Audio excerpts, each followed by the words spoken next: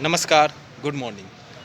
स्वागत है आपका एच के विद जी के में, humanities knowledge with Gaurav Kumar में। और मैं हूं आपका दोस्त गौरव कुमार।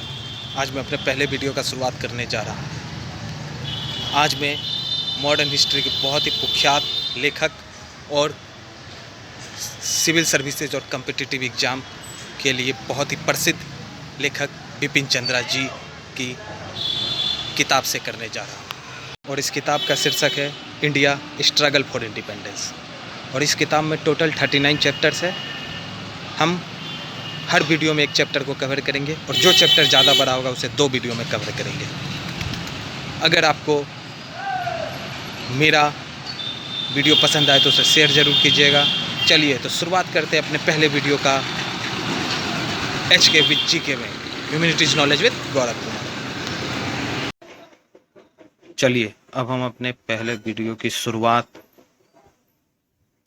मॉडर्न हिस्ट्री के बहुत ही जाने माने लेखक बिपिन चंद्रा की किताब इंडिया स्ट्रगल फॉर इंडिपेंडेंस से कर रहे हैं। इस बुक में टोटल 39 चैप्टर्स हैं।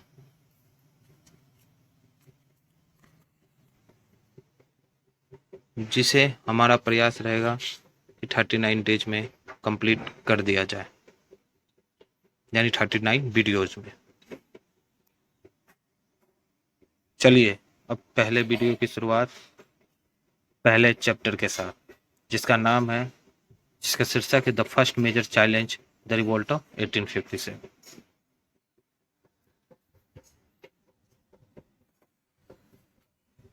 It was the morning of 11th May 1857. The city of Delhi had not yet woken up when the band of Sipais from Meerut, who had defied and killed the European officials the previous day, crossed the Jamuna, set the toll house on fire and marched to the Red Fort.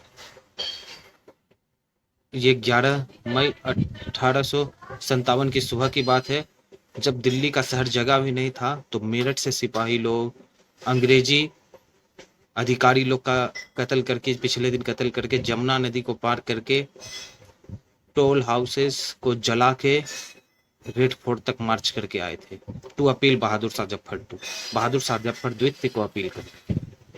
Bahadur Shah vacillated as he was neither sure of the intentions of the sepoy nor of his own ability to play an effective role. Bahadur Shah Zafar उस समय सिपाही सबके intention पे sure भी नहीं थे और खुद के भी प्रभावशाली रूप पे विश्वास नहीं कर रहे थे। The sepoys then set out the capture and control the imperial city of Delhi. तब सिपाही लोग तैयार हो गए थे इंपेरियल सिटी दिल्ली को कब्जा करने के लिए। सेवरल अदर इंग्लिशमैन वेर, कई सारे अंग्रेजी अधिकारियों का कत्ल कर दिया गया, मार दिया गया। The revolt of 1857 an unsuccessful but heroic effort to eliminate foreign rule. भले ही 1857 की क्रांति सफल नहीं हो पाई, मगर वो ऐसी गाथा थी, उसका शुरुआत था जिससे हम अंग्रेजी सत्ता की जड़ों को हिला देना चाहते थे। Almost half the company's sepoy strength of 232,224 opted out of their loyal to the regimental color and overcome the ideology of the army. लगभग अंग्रेजी शासन के आधे 2,32,000 से ज्यादा सैनिक अपने रिजाइमेंट के कलर के प्रति वफादार रहे। उन्होंने सिपाही का साथ नहीं दिया, वो अंग्रेज के बनाए हुए रिजाइमेंट के साथ रहे।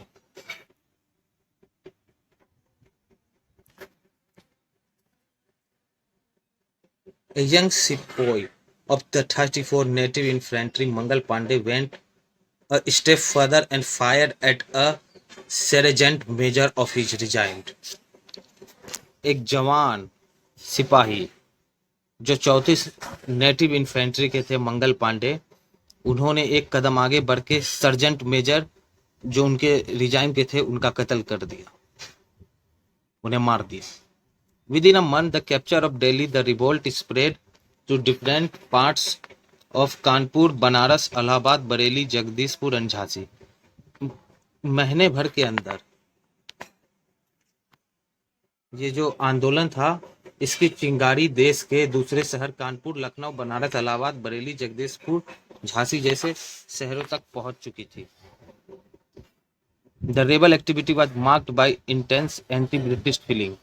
ये जो आंदोलन था, विद्रोह का आंदोलन, ये अंग्रेज के क्रूर शासन के खिलाफ, उनके क्रूर शासन के व्यवहार के खिलाफ था।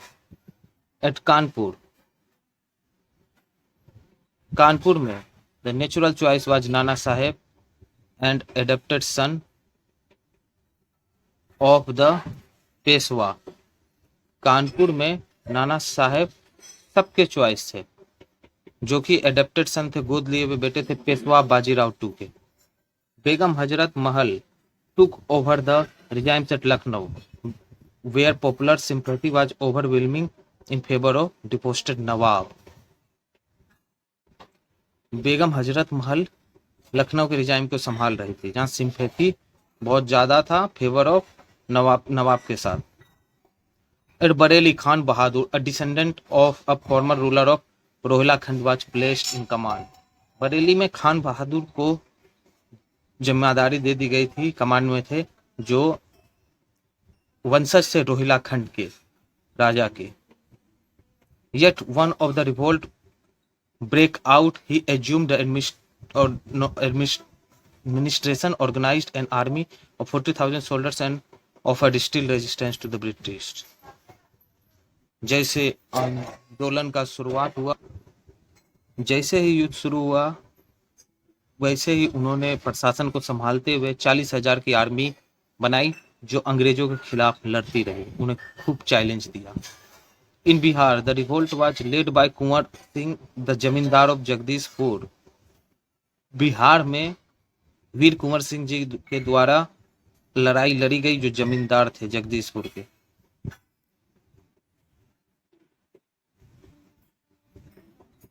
Even though he had not planned an uprising, he unhesitatingly joined sepoys when they reached Ara and Danapur। हाँ, इन्होंने कोई भी आंदोलन का शुरुआत नहीं किया, कोई भी विरोध का, मगर जैसे ही ये चालू हुआ, इन्होंने बिना कोई शर्त के सिपाही के आंदोलन को ज्वाइन किया जब वो आरा से दानापुर पहुंचे। The most outstanding leader of the revolt was Rani Lakshmibai.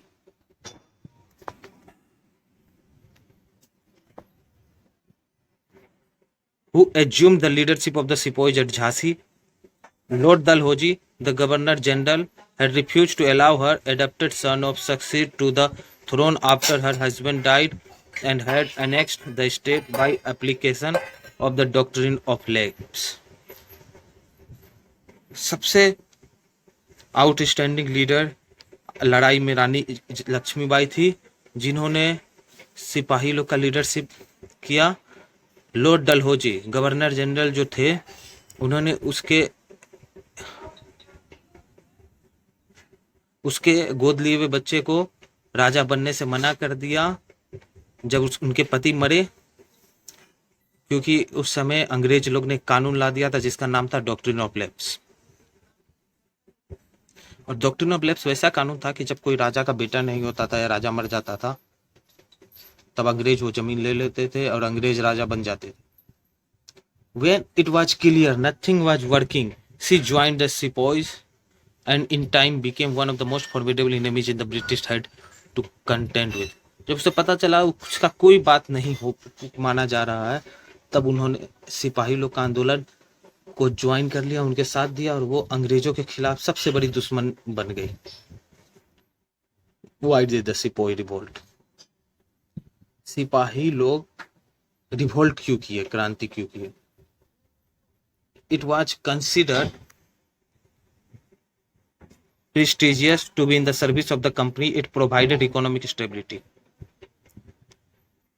Company की सर्विस में रहना एक बहुत बड़ा ओहदा माना जाता था, और वो इकोनॉमिक स्टेबिलिटी यानी आर्थिक स्थिरता भी देता था।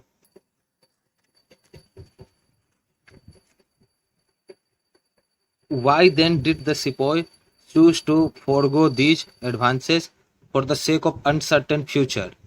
तब सिपाही लोग क्यों इन एडवांटेज को छोड़ना चाहते थे जब उनका भविष्य का कुछ अता पता नहीं रहता, वो अस्थिर रहता. It is well known that in these days all the English have in trained these evil designs first to destroy the religious of the whole Hindustani army and then make the people compulsory Christian. उस समय English man के खिलाफ, अंग्रेजों के खिलाफ ये बात सबको पता चल, सबका ये मानना था कि वो भारत के हिंदुस्तानी आर्मी का धर्म बर्बाद कर देना चाहते हैं और उन्हें कंपल्सन से, क्योंकि धर्म बर्बाद कर देंगे तो मजबूरी वर्ष उन्हें क्रिश्चियन बनना पड़ेगा. Therefore, we solely an account of our religion have combined with the people. उसीलिए वो धर्म के आधार पर लोगों के साथ जुड़े आंदोलन में. Conflict with the religious beliefs and prejudice of the sepoy who were predominantly drawn from the upper caste Hindus of the northwestern province and Awadh. सिपाही लोग के उनके धर्म के साथ मतभेद हो जाता क्योंकि वो ज्यादातर अपर कास्ट हिंदू से आते थे जो नॉर्थ वेस्ट प्रोविंस और अवध से थे. To bring with the administration through of an easy way out, discourage and requirement of Brahmins. This apparently did not succeed, and by the middle of 19th century, the upper caste predominantly in the Bengal army protested. अंग्रेजों ने इसके लिए सोचा कि Brahmins को army में भर्ती नहीं करते, मगर ये चला नहीं उनका, और 19वीं शताब्दी के मध्य में अपर कास्ट लोग ज्यादातर बंगाली आर्मी में थे. The unhappiness of the sepoy first surfaced in 1824 when the 47th Regiment of Barakpur was ordered to go to Burma. To the religious Hindu crossing the sea meant loss of caste. सबसे पहले गुस्सा, दुखी होना सिपाही लोग के लिए चालू हुआ 1824 में, जब 47 रेजिमेंट बराकपुर को आदेश दिया गया कि आप बर्मा में जाइए. मगर जो धार्मिक हिंदू थे उनके लिए समुद्र को पार करना उनकी जाति को खो देना था. The sepoy therefore refused to comply. The regiment was disbanded and those who led the opposition were hanged. तो सिपाही लोग ने इसका विरोध किया और उस समय उनका रिजाइन को बंद कर दिया गया और जो इसका अपोज कर रहे थे उन्हें फांसी पर चढ़ा दिया गया. The religious sentiments of the sepoys were participated in the Afghanistan war were more seriously affected. वैसे सैनिक जो अफगानिस्तान युद्ध में लड़े उनका धर्म और ज्यादा सीरियसली अफेक्ट हुआ. ड्यूरिंग द एडोर्सियस and disastrous campaign the feeling sepoys were forced to eat and drink whatever came their way. Disaster campaign के द्वारा समय सिपाही लोग का फीलिंग इस हद तक मतलब दुखी हुआ कि उन्हें जो भी मिलता और खाने और पीने को मिलता उन्हें करना पड़ता. When they returned to India, those at home correctly sensed that they could not have observed caste exploitation and therefore were hesitated to welcome them back into बिरादरी. जब वो सैनिक लोग वापस घर पे आए तब वहां के लोग डर रहे थे कि इनका जाति खतरे मतलब बर्बाद हो गया है तो उन्हें अपने बिरादरी में लेने से. In some cantonments, missionaries were permitted to preach openly and their diatribe against the other religions angered the sepoy. कई सारे कंटेनमेंट में अंग्रेजी मिशनरीज को अलाउड कर दिया गया था और वो अपना धर्म का प्रचार करते थे, इससे सिपाही लोग गुस्सा हो गए. The reports about the mixing of bone dust in atta and introduce of infield rifle enhanced the sepoy growing dissatisfied with the government. आटे में हड्डियों का मिला देना रिपोर्ट. और दूसरी जब वो राइफल आई थी इनफ्लेड राइफल जिसे मुंह से गोली को घींच के भरा जाता था, इसके वजह से सिपाही लोग सरकार के बहुत ही विरोध हो गए, उससे नफरत करने लगे. The discontent of the sepoys was not limited to matters of military. They reflected the general dissatisfaction with the opposition of British rule. The sepoy, in fact, was a peasant in uniform whose consensus was not divorced from that of the rural population. सिपाही लोग का सिर्फ गुस्सा military तक सीमित नहीं था। सिपाही लोग मजदूर थे वर्दी में, उनका जो कॉन्सेंसस था, उनका जो विचार था वो ग्रामीण जनसंख्या से आता था। Almost every agriculture family in Awadh had a representative in the army. There were 25,000 men from Awadh. Whatever happened there was an immediate concern to the sepoy. Agriculture, लगभग प्रत्येक कृषि परिवार में से एक में से अवध में कोई ना कोई आर्मी में था। लगभग 75,000 आदमी अवध से थे। अवध में जो भी होता था उनका पहला कंसर्न रहता था। That accounted for the 40,000 petition received from the sepoy about the hardship of the revenue system. लगभग 14,000 सिपाही लोग पेटिशन डाले रिवेन्यू सिस्टम में, जो अंग्रेजों के द्वारा अत्याचार था कि इतना ज्यादा पैसा लिया जाता था, उसकी वजह से। The mutiny in itself therefore was a revolt against the British and thus a political act. Mutiny, जो लड़ाई थी उनके खिलाफ, वो खुद युद्ध था अंग्रेजों के खिलाफ और एक राजनीतिक युद्ध था। What imparted this character to the mutiny was the sepoy identity of interest with the general population. इसमें इस म्यूटनी में सिपाही की क्या आइडेंटिटी, इसमें उनकी आइडेंटिटी थी जनरल पॉपुलेशन के साथ। The civil rebellion had a broad social base embracing all sections of society. The territorial magnates, peasants, artisans, religious, mendicants and priests, civil servants, shopkeepers and boatmen. The revolt of the sepoy thus resulted in a popular uprising. ये जो civil rebellion था, इसमें सब जगह के लोग थे, सब सोसाइटी के सब सेक्शन के, मजदूर थे, कलाकार लोग थे, धार्मिक लोग थे, पंडित थे, सिविल सर्वेंट थे, दुकानदार थे, नाव चालक थे। इसीलिए ये जो सिपाही लोग का आंदोलन था, ये पॉपुलर अपराइजिंग बना, यानी प्रमुख आंदोलन बना।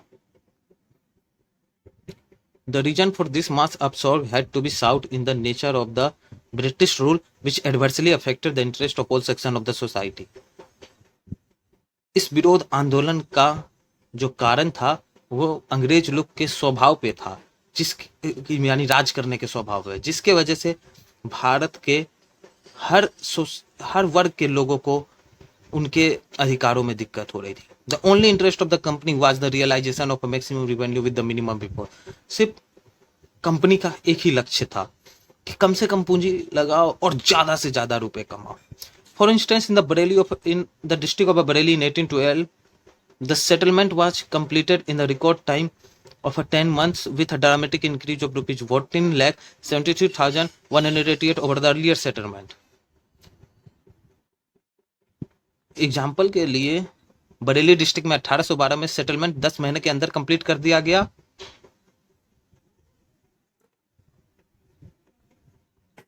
और सेटलमेंट का चार्ज 14,73,188 रुपए पहले से बढ़ा दिया गया।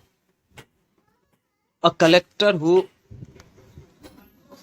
collector who repeatedly reported his inability to realize revenue from any state as only grass was grown there was told that grass was a very good produce and it should be sold at a collecting revenue.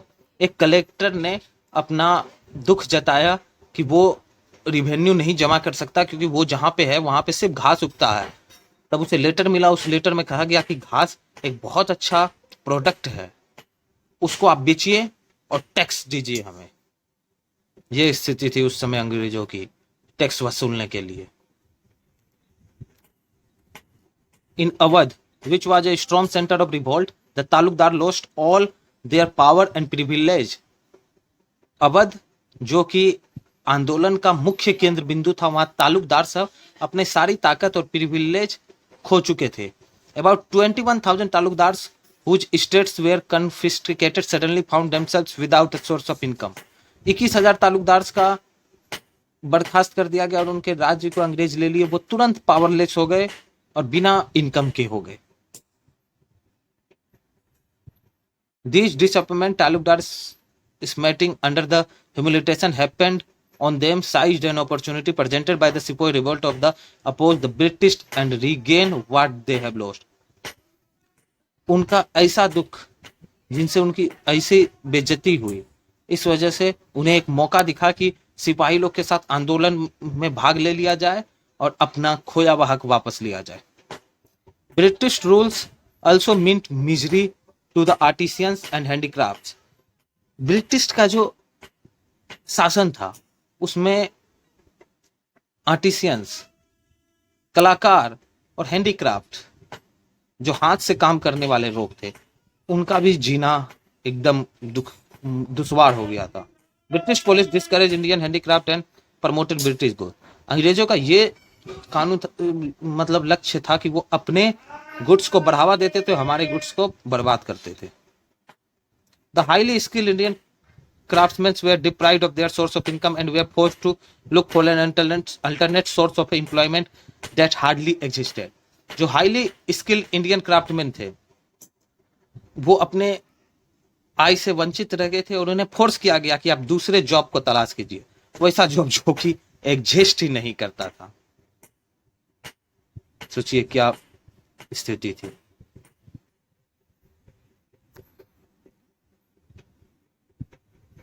The Orthodox Hindu and Muslim feared that through social legislation the British were trying to destroy their religious and culture. जो धार्मिक हिंदू और मुस्लिम लोग थे वो दोनों लोग सोच रहे थे कि सोशल लेजिस्लेशन, सामाजिक कानून से वो ब्रिटिश लोग हमारे धर्म और कल्चर को बर्बाद कर देना चाहते हैं। What is an organized and methodological plant revolt or a spontaneous insurgents? क्या ये एक प्लान आंदोलन था या अचानक उभरा हुआ आंदोलन? The attitude of and activity of the leaders hardly suggest any plan and conspiracy on their part and if it at all was existing it was an embryonic stage. उनका एटीट्यूड और उनकी एक्टिविटी ये नहीं दर्शाती कि कोई plan revolt था, मगर अगर इसमें प्लानिंग भी की गई तो ये एकदम जन्म लेने वाले शुरुआती स्टेज में था। The only positive factor it is that within a month of a Meerut incident the revolt became quite widespread. सिर्फ इसमें से एक बहुत अच्छी बात यह है कि मेरठ में आंदोलन चालू होने के एक महीने के अंदर ही ये बहुत ज्यादा फैल चुका था।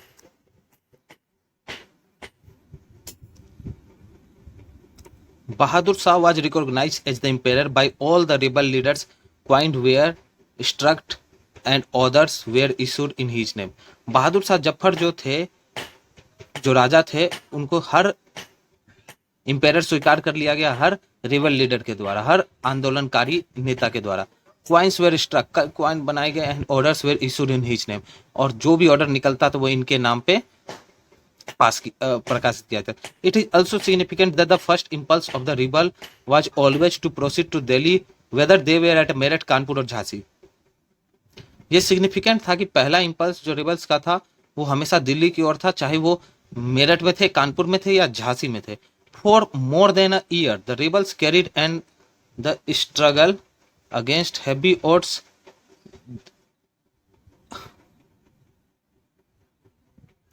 साल भर के लिए आंदोलनकारी लोग रिवोल्ट किए, बहुत ही अपने विपरीत परिस्थिति के खिलाफ भी किए। They were often forced to fight with the swords and picks against the enemy supplied with the most modern weapon. अंग्रेज लोग तलवार से, क्या नाम, ये सैनिक लोग, सिपाही लोग तलवार से लड़ते थे, जो कि उनके सामने जो दुश्मन था उसके पास मॉडर्न वेपन्स था, आधुनिक हथियार थे। They had no quick system of communication in their command and hence no coordination was possible. उनके पास कोई भी संचार का साधन नहीं था, इसलिए कोई भी कमांड तुरंत नहीं बनाया जा सकता था। Although the rebels received the sympathy of the people, the country as a whole was not behind them. मगर सिपाही लोग को सिंपैथी मिली, मगर सारे देशवासी उनके साथ नहीं थे। The merchant, intelligentsia and Indian rulers not only kept aloof but actively supported the British. जो इंडियन व्यापारी लोग थे, इंटेलिजेंसिया जो होशियार लोग थे, इलाइट लोग थे, एंड इंडियन रूलर जो भारतीय राजा लोग थे, वो लोग ये नहीं अलग रहे, मगर वो लोग अंग्रेज का खुल के साथ दिए. Almost half of the Indian soldiers not only did not revolt but fought against their own counterpart. लगभग आधे सैनिक सिर्फ आंदोलन में भाग ही नहीं लिए, मगर वो अंग्रेज के तरफ से लड़ रहे थे, जो कि अपने ही काउंटर पार्ट साथियों के सामने लड़ रहे थे. The recapture of Delhi was effected by columns consisting of 1700 British troops and 3200 Indians. Delhi का कैप्चर कर लेना 1700 ब्रिटिश ट्रूप्स और 3200 इंडियंस के द्वारा. The blowing up a Kashmiri gate was conducted by 6 British officers. Kashmiri gate का गेट तोड़ दिया गया था 6 British officer and NGOs and 24 Indians, और लगभग 24 भारतीयों के द्वारा, जिसमें से 10 पंजाबी थे और 14 आगरा और अवध के थे. Apart from a commonly shared hatred for alien rule, the rebels had political perspective or a definite vision of the future. मतलब कॉमनली शेयर था कि अंग्रेज लोग को हटाना, मगर उसके अलावा उनका कोई राजनीतिक पर्सपेक्टिव या भविष्य के बारे में कोई सोच नहीं था. They were all prisoners of their own past. वो सब कैदी थे अपने बीते हुए काल के. Fighting primarily to regains their lost privilege. वो अपने प्रिविलेज जो गवा चुके थे उसके खिलाफ लड़ रहे थे. Thousands of man quoted that fighting for a cause they had dear. हजारों लोग मारे जा चुके थे जो काउज उनके लिए प्यारा था. The heroism alone, however, could not stem the onslaught of much superior British army. सिर्फ जो हीरोइज्म था वही ब्रिटिश आर्मी को हरा नहीं सकता था. The first to fall was Delhi on 20 September 1857 after a prolonged battle. पहला दिल्ली था जो 20 सितंबर 1857 को प्रोलॉन्ग बैटल, लंबे युद्ध के बाद हार गया. Bahadur Shah Zafar who took refuge to a Humayun tomb was captured, tried and deported to Burma. Bahadur Shah Zafar जो कि रिफ्यूज ले लिए थे हुमायूं टॉम में, उन्हें पकड़ के बर्मा भेज दिया गया. The Rani of Jhansi died fighting on 17 जून 1858. झांसी की रानी 17 जून 1858 को मारी गई. General Hugh Grove who defeated her paid her high tribute to enemy when he said that here lay the woman who was the only man among the rivals. General Hugh Grove जो उन्हें हराए, उन्होंने रानी की झांसी को बहुत मतलब tribute दिया. उन्होंने कहा कि ये एकमात्र ऐसी औरत थी जो मर्दों की तरह लड़ी. Hoping to renew the struggle, Kunwar Singh despised the old age, was too quick for the British troops and constantly kept them guessing till his death on 9 May 1858. ज्यादा उम्र के बाद भी वीर कुंवर सिंह अंग्रेजों को छकाते रहे जब तक कि उनकी मृत्यु नहीं हो गई 9 मई 1858 को.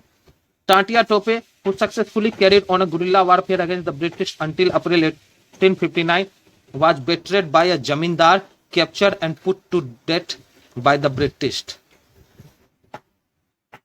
टाटिया टोपे जो गुरिल्ला वारफेयर में माहिर थे, उन्होंने अंग्रेजों का बुरा हाल कर दिया तब तक अंटिल अप्रैल 1800 यानी 1859 तक अप्रैल, और उन्हें धोखा मिला, गद्दारी मिली उन्हीं के जमींदार के द्वारा और उन्हें पकड़ लिया गया और डेथ पे दे दिया गया.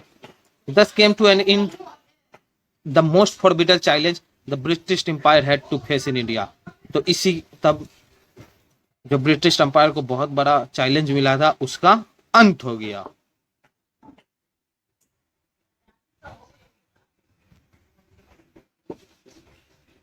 Despite the superior limitations and weaknesses, the efforts to emancipate the country and from foreign rule was a patriotic act and a progressive step. कमजोरी और लिमिटेशन सिपाही लोग का जो उसका था, सिपाही की संख्या और उनकी जो क्षमता थी, उसके बावजूद उन्होंने अंग्रेजों के खिलाफ लड़ा और विदेशी शासन को हराना चाहिए एक प्रोग्रेसिव स्टेप था. Even in failure it served a grand purpose, a source of inspiration for the national liberation movement which later achieved was the revolt could not. Failure के बावजूद ये इंस्पिरेशन का बहुत बड़ा सोर्स था नेशनल लिबरेशन मूवमेंट के लिए, जो कि ये रिवोल्ट नहीं कर पाया, मगर ये बहुत बड़ा सोर्स था। चलिए तो अब हम अपने पहले चैप्टर का अंत करते हैं। मैंने भले ही ये वीडियो 30 मिनट का हो, मगर इसके लिए 3 घंटे मेहनत की हो। तो आपको ये वीडियो कैसा लगा जरूर अपना सुझाव दीजिए। अगर पसंद आया या नहीं, तब मैं अगले वीडियो से और अच्छा करने का प्रयास करूँगा। तो अगले वीडियो में हम दूसरा chapter civil rebellion and tribal uprising पढ़ेंगे। धन्यवाद।